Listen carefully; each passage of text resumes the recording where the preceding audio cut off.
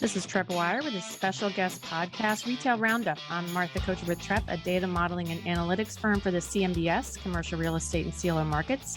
I'm with Manus Clancy, Senior Managing Director, and joining us today is Lauren Thomas, CNBC reporter covering retail and retail real estate. And Lauren, on your Twitter, it says we can find you in a mall or on a bike, which I thought was a great matchup. How did you end up reporting in retail? Yeah, well, thanks so much for having me. First off, in a mall or on a bike. Yeah, I feel like that kind of sums it up, especially during the pandemic. I really started to cover more of the fitness space as well, both at-home fitness and just how gym operators were performing and have been bringing guests back. And, you know, that's it's not strictly retail, but I do think there's a lot of overlap between, you know, the fitness world and the retail world when you think about brick and mortar and kind of having this sort of omni-channel strategy. But yeah, to go back to your question, I've been covering retail at CNBC now for almost 5 years, which is crazy to think about. I'm coming up on the 5-year mark in early February. And really just got into it kind of by chance and timing, and the opportunity presented itself to dive into that space when there was an opening at CNBC. And I kind of went with it and have been running with it ever since, you know, for a few years. So obviously I started covering the space pre-pandemic, and there was a lot of evolution with Amazon and always kind of watching Amazon and how that was pushing other retailers to reinvent themselves in different ways. But yeah, never could have imagined then when COVID hit, just how much more change that really propelled within the industry. So never a dull moment, certainly at this point in time, covering that industry. So retail, that's companies like a Macy's, a Gap, a Nike, even some of these up and coming kind of e-commerce first players like a Warby Parker or Allbirds.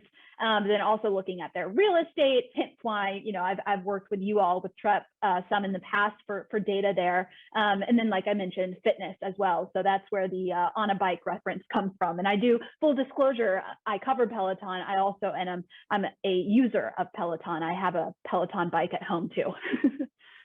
We're going to get back to the Peloton thing in a moment because that was a really interesting story. Let me start by saying that Lauren is one of my go-to sources, certainly during earnings season. You know, I'm a regular on CNBC, but you could also not only see her on air, but you could see her stories on CNBC.com and on Twitter. And I urge you to follow her because she does break a lot of stories with regard to store closings and so forth. And it is a source for us in our research. But let's go back to that Peloton story for a moment. It's kind of funny. I'm a Peloton user too. And normally I'm looking at that leaderboard, watching octogenarians zipping by me at breakneck speed while I go closer and closer to the bottom. But yesterday I noticed that I found myself looking at the instructor, trying to figure out if their body language was telling me they're going to be out of a job in 2 weeks. So give us the background of what's happening at Peloton and, you know, what kind of tea leaves are you seeing there? Yeah, I love that you said that because I think a lot of us have been, at least those that are more in the weeds on this story and following this company, I think look to the instructors, particularly that time if you're familiar, you have the product, you know, if they're doing a live class, sometimes there'll be that, you know, dead like minute or two before the class has started where sometimes the instructors are just chit-chatting and kind of having casual conversation with people that are ready to ride. And yeah, some instructors have been known in the past to talk about things, kind of alluding to how the business is going. So I'm always, you know, got my ears perked up to that too. But yeah, in recent days, recent weeks, I guess you could say, Peloton, there has been some information leaking out of the company that kind of shows us, you know, what types of conversations are being had internally. I don't think it was a surprise to anyone that their performance, you know, has lagged what it was a year ago and even 2 years ago during the thick of the pandemic. We have seen sales growth slow in recent quarters and new subscribers to the business that has slowed as well. So that's not really what I think the news was here. I think what nobody had a sense of, again, until recently when some of this news started to trickle out, was just how bad it was and kind of what Peloton was thinking they would need to do, you know, moving forward to kind of right the ship.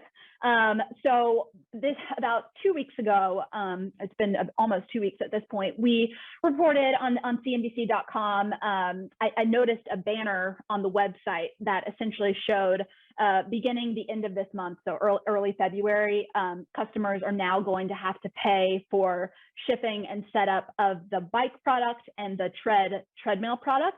And so that's a $250 increase and a $350 increase. So that was kind of the first sign. It's like, okay, now they're starting to think about raising prices again. I say that because actually just a few months back, they lowered the price of the bike. So they kind of whiplash in some ways. And now they're going to tack on these fees for setup and delivery. That was one flag as to just like where their performance has been treading and an action that they're going to take to try to drive some revenue in the future. Then I learned that Peloton has been in talks with McKinsey. It's been working with McKinsey, who is a consulting firm kind of famous for helping companies, whether it's a retailer or someone in another industry, look for ways to, cut cost or potentially this is not Peloton per se, but like in some instances, prepare for a bankruptcy filing or something of that nature. So yeah, they have been having conversations with McKinsey to discuss layoffs is one thing. Also potentially store closures, which, could be more relevant for your universe and the retail real estate aspect of things. Peloton has more than 100 stores globally. And so I know that that's one area that they're looking for potentially a way to cut costs. And then I guess it was about 2 days later after we ran that story, I obtained some internal documents, some presentations that were dated January 10th, not too terribly long ago. And essentially what Peloton laid out in these documents was a plan to temporarily halt production of the Bike Plus, and Tread. And we laid out the timeline in the story. The plan is to do that on a bit of a staggered basis. So it's not necessarily halting production altogether all at once. When that story published on CNBC, there was a pretty dramatic reaction in the stock market. I think shares plunged more than 20% on that story. It was halted. The stock was halted for volatility 3 times, I want to say. So it was, it was quite a big reaction to that piece. And the company, I will say, declined to comment on my story. And I think what it was taken a step further when, twofold. One, Peloton actually pre-announced their second quarter earnings that evening. So I think the stock had such a volatile move. I'm sure investors, shareholders were asking them, hey, what's up? And it was kind of something that they needed to do at that point was to pre-announce these results and kind of give everyone a sense of what was coming early February. And John Foley also sent a memo to employees kind of walking through everything that had leaked out in recent days. He addressed the layoffs head on and said that is something that they're actively considering. Unfortunately, he said it's obviously not something that's ideal that Peloton wanted to do, but it's something they are looking at. Now, in terms of the production in our piece, he said it was inaccurate to say that Peloton is halting all production. I think a lot of other outlets kind of immediately took that as he's denying CNBC's report. But he went on to say in this memo that Peloton is right-sizing its production, it's resetting inventory levels, which we thought really validated, again, our reporting and kind of that timeline for temporary pause that we walked through in the story on CNBC. And again, the company did not, despite multiple requests for comment, get back to me directly or, ever tell me that anything was inaccurate in our story. I think that it kind of left it at that. Again, I think his wording was vague and for a reason and a little squishy. But again, they're in a quiet period. They report earnings on Tuesday, February 8th. So I'm expecting that at that point in time, of course, analysts are going to raise a lot of these questions and we'll hear a lot more. It reminds me of my time trying to bring bad news to my parents. Usually I would come with squishy explanations for bad news before laying it all on them. So I get that. Bringing it back to the real estate side, Peloton is a location in large U.S. malls across the U.S.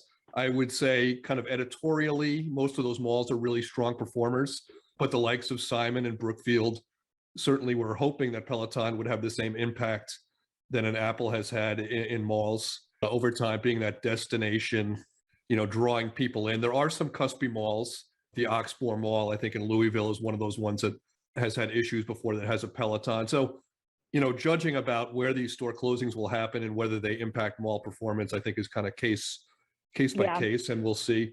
There's also the big office on 9th Avenue, 441 9th Avenue, where Peloton has 350,000 square feet, which also could be a concern for people. I'd like to move on to Kohl's very quickly, but is anybody thinking right now that Peloton is a going concern problem? I mean, they've been burning cash for a long time. My back of the envelope calculations say maybe 2 years of cash burn left, maybe less. Yeah, totally. I think that's come up in multiple conversations that I've had with sources. It's like, yeah, all of this stuff is kind of going on, but like the real thing that I guess the biggest issue or concern that we should be following is their cash burn, and just how much money that they've kind of been running through, because they've made huge investments during the course of the pandemic to be able to meet the heightened demand that they've seen. Ultimately, I think the verdict's still out, is moving forward. Do they need those investments that they made at this point in time, now that a lot of that demand has kind of tapered off? And, you and I, like we've said, we own we've got Pelotons, but it's likely not something that we're ever going to have to buy again, right? So it's not like a replaceable product. So yeah, I think that, I have not heard that language come up. I don't think it's at that point of distress just yet, but I think it's more like Peloton and investors and maybe even consumers kind of have to wrap their head around, like, what is the new normal going to look like for Peloton? Because again, like the bar was set so high and the stock was up, 440%, I think in 2020. Yeah, so they just had an incredible run, but probably a run that they never would have seen had it not been for the pandemic. So this phrase has been used a lot in recent weeks, kind of the idea that the pandemic was the best thing for Peloton, but also the worst thing for Peloton at the same time. What a difference a year makes for these guys. And I'm going to say I'm an outlier. I bought an analog bike in the pandemic, connected to nothing.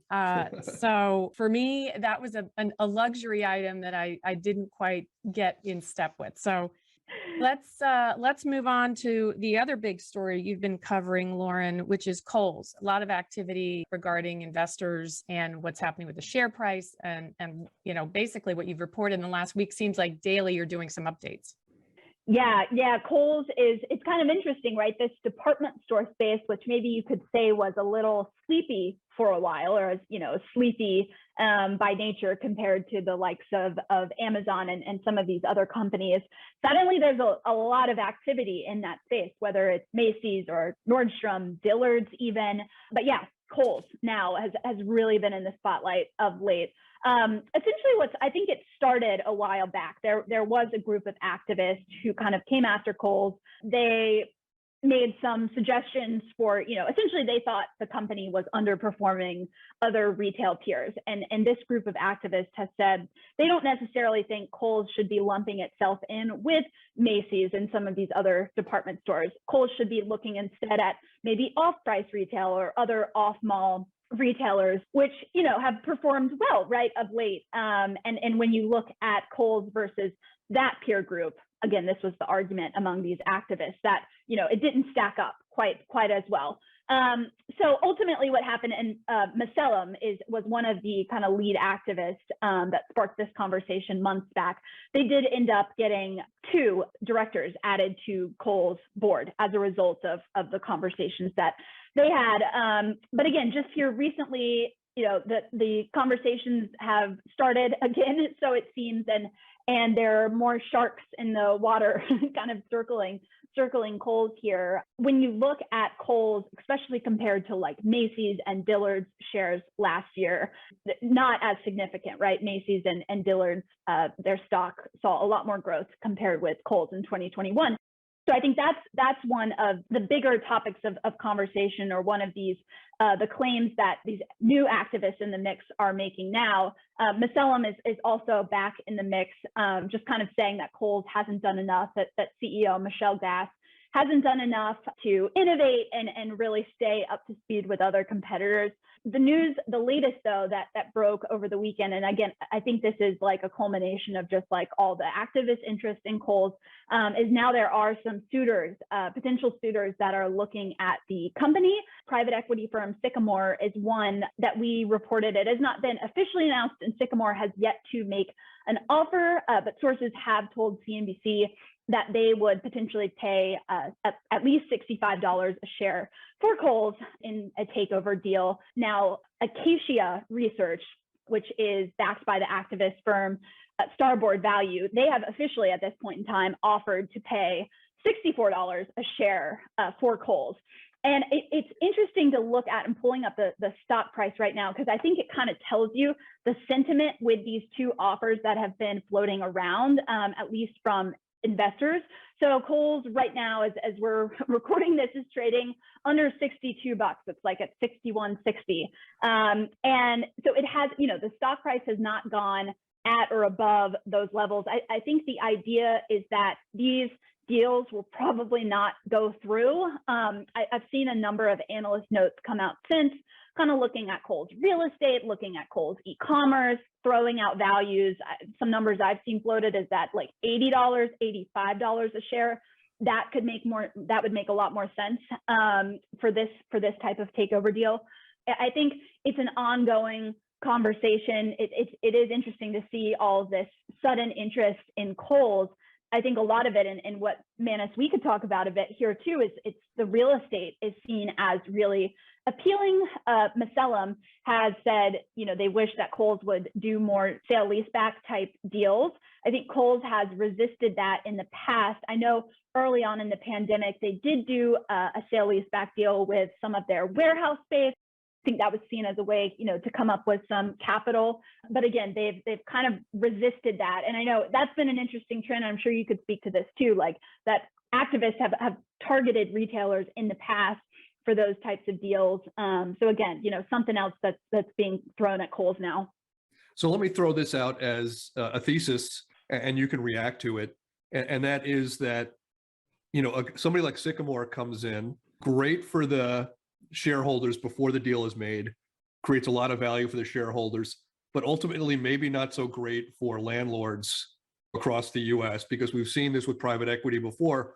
One of the big things that they do is they like to come in, prune underperforming stores, make the portfolio tighter.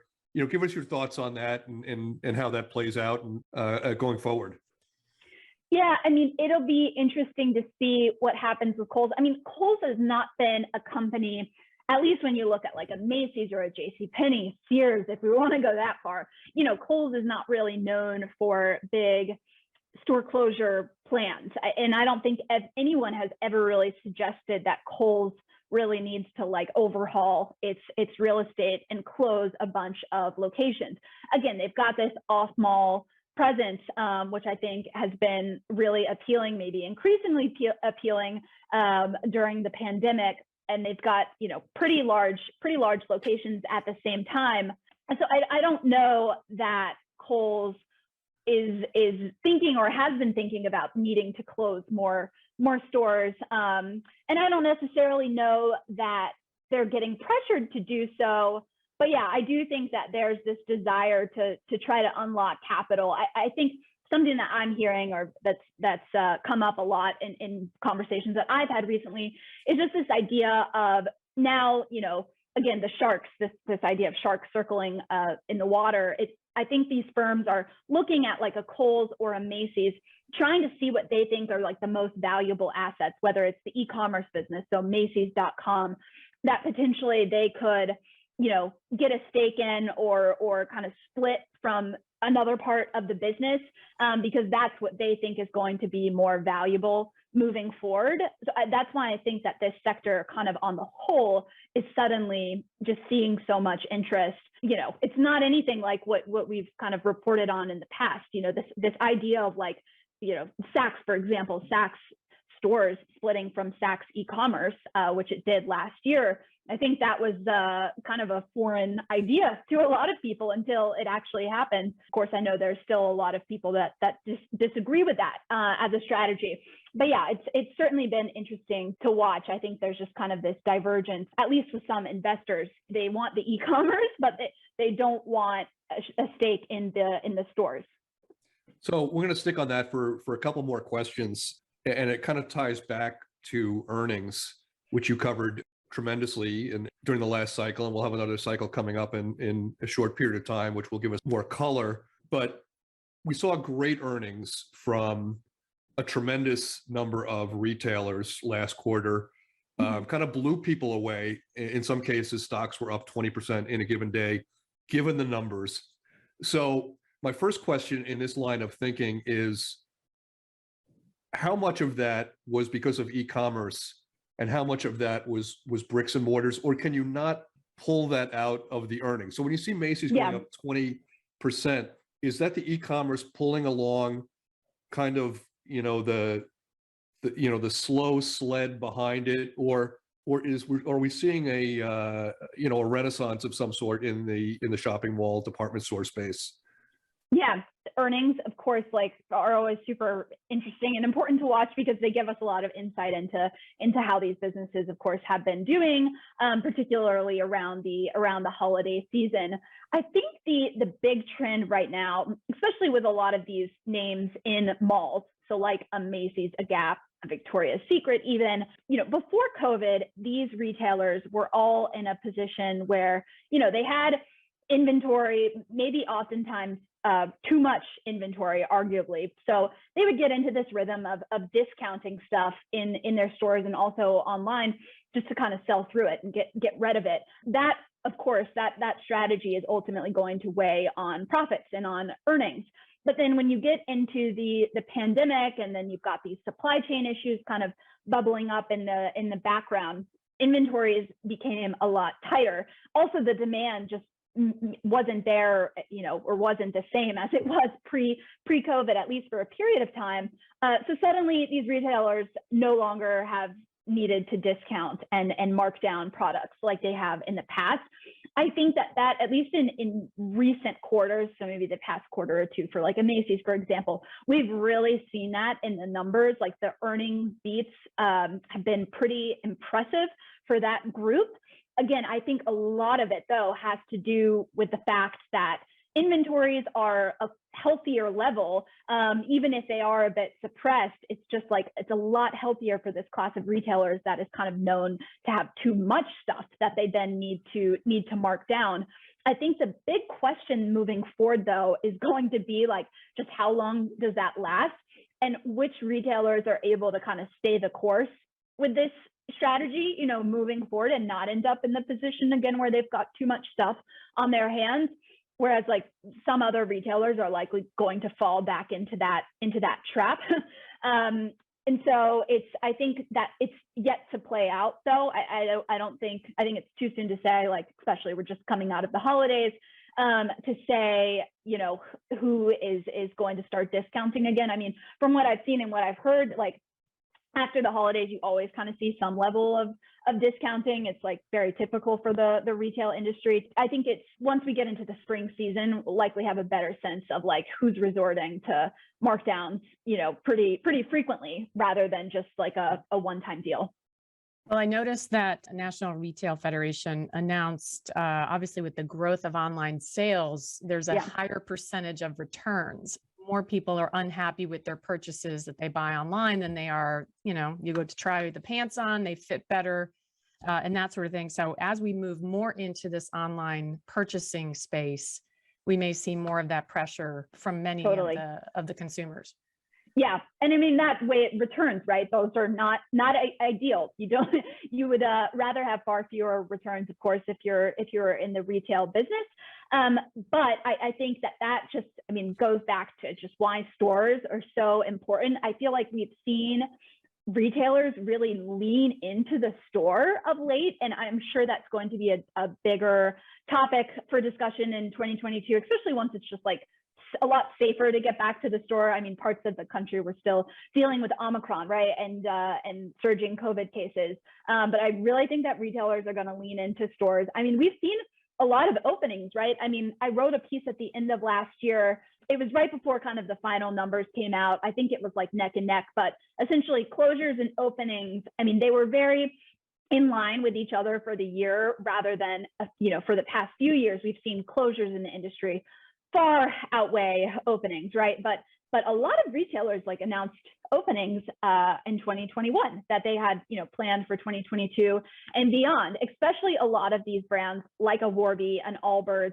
that started online. They're actually not making money, right? So they see the store as a way to hopefully boost profits, have fewer returns and things of that nature moving forward, again, so that they can run a profitable business. So I think that the store in a lot of ways is kind of staging this comeback as we get into, the rest of this year. And we saw Amazon, speaking of online, moving into the real world. Amazon opened a physical store. Obviously, they had a big pandemic boost with purchases, and that's obviously started to drop. So an interesting turn of events that they're now going to brick and mortar. Right. And they have a few concepts, right, that they've been testing. Obviously, they own Whole Foods, so they've got all of that real estate. They have these Amazon Go locations that they continue to open, kind of like a mini supermarket of sorts. They're often in like business districts. The idea is you walk in, grab a snack and go using their walk-in, walk-out technology. They've also got these Amazon 5 stores. Those are kind of like, they sell little knickknacks and things. But yeah, like you said, just this past week, they announced that they're opening this new first of its kind fashion store in California. It's going to be very tech heavy, a lot of like augmented reality and whatnot, I think, to help you pick out clothes and try stuff on in the dressing room without necessarily needing a human there to help you. I view that, I mean, there were rumors, right? And I'm sure you all are aware that Amazon was going to open these department stores that were about 30,000 square feet. That was a few months back. I believe the Wall Street Journal broke that story. That's essentially what this is. I mean, this location in California is 30,000 square feet, I want to say roughly.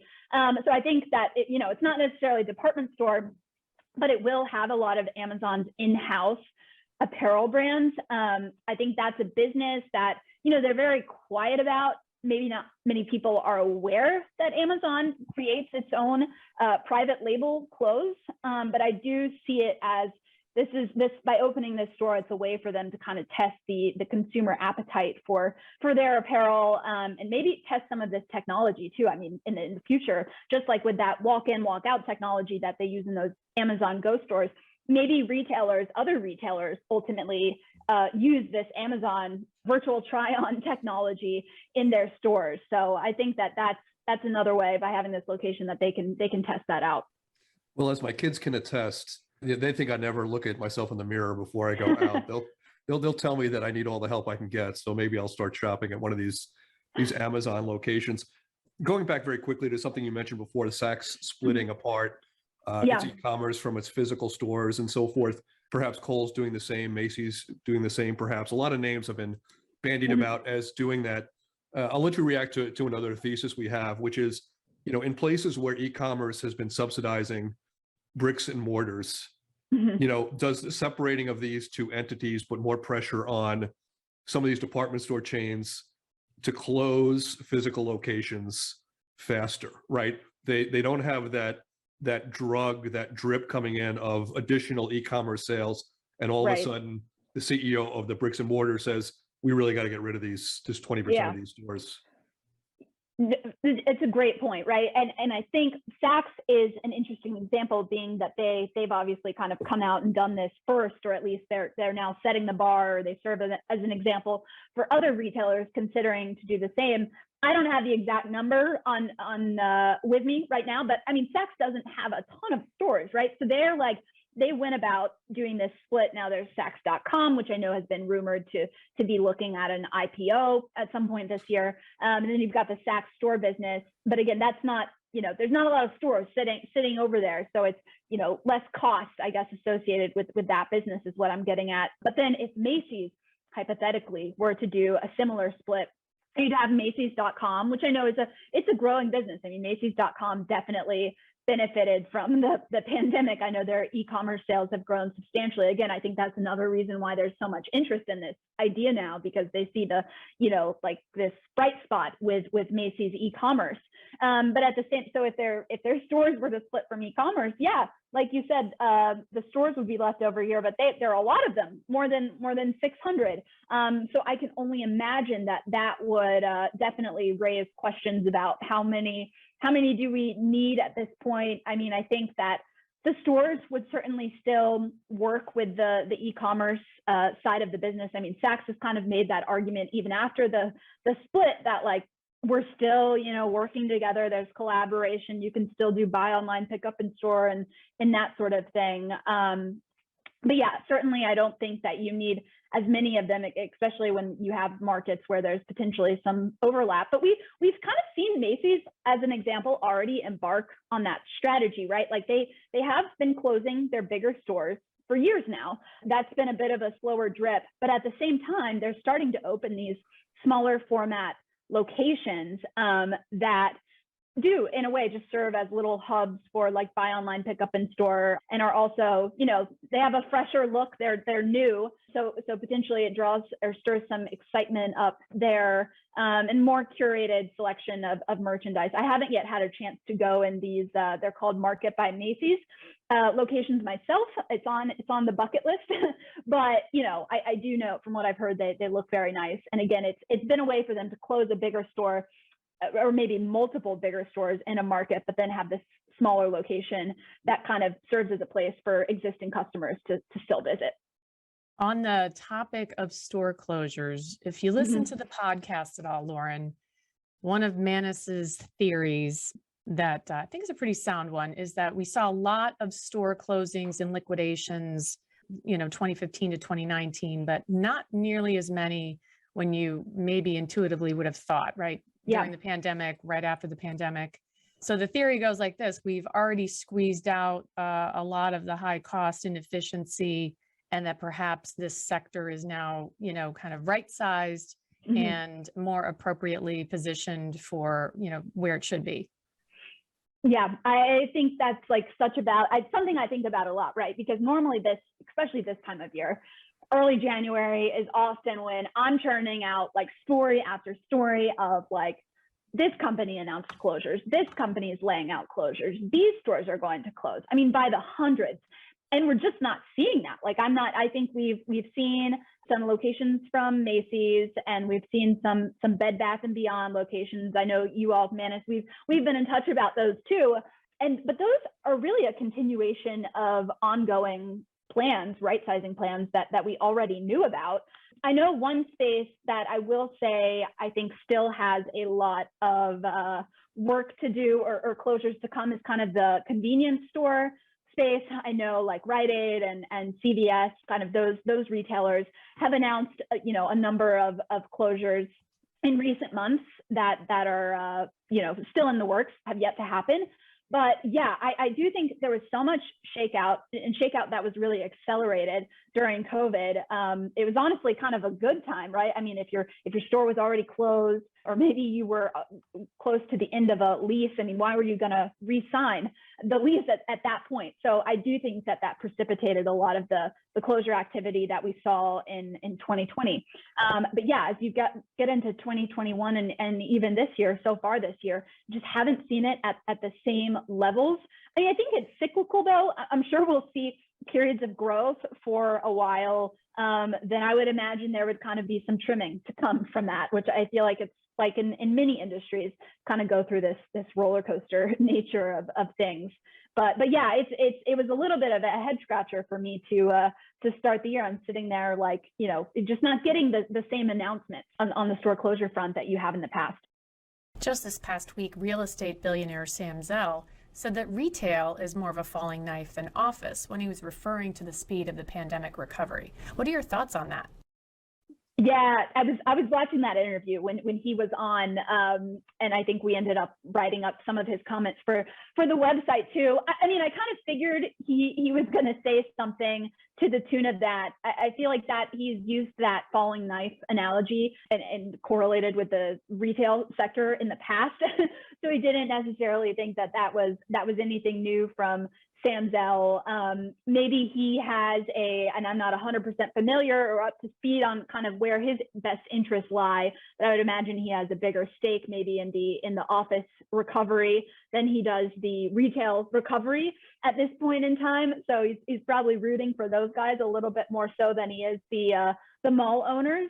But yeah, I mean, I think it's also just kind of easy to say that when retail has seen so much like retail real estate. You've seen closures and you've seen pressure on that industry for years now. So it's not really anything new. Whereas office, I think that's a bit of a newer story. And I don't know that we've seen so much distress to say that, you know, the office market is never going to recover. So what is your prediction for first quarter earnings? Any surprises, anything that you think we're not keeping an eye out for or expecting? Yeah, so I would say Levi Strauss, the denim retailer, just reported earnings this week. I had a chance to chat briefly on the phone with CEO Chip Bergh just about the quarter. They are on a little bit of a different calendar. They're kind of coming ahead of the rush that we'll see in a couple of weeks. But the Levi's earnings was a good look at just kind of what to expect for other apparel retailers and kind of the rest of the industry. And he flat out told me, look, we had more demand than supply for part of the quarter. And I've heard that from a number of other retailers recently too, including Urban Outfitters, American Eagle. So basically the issue that a lot of these companies faced toward the end of last year is, you know, demand was there. Maybe people came to stores or came to websites after the holidays because they had gift cards to spend.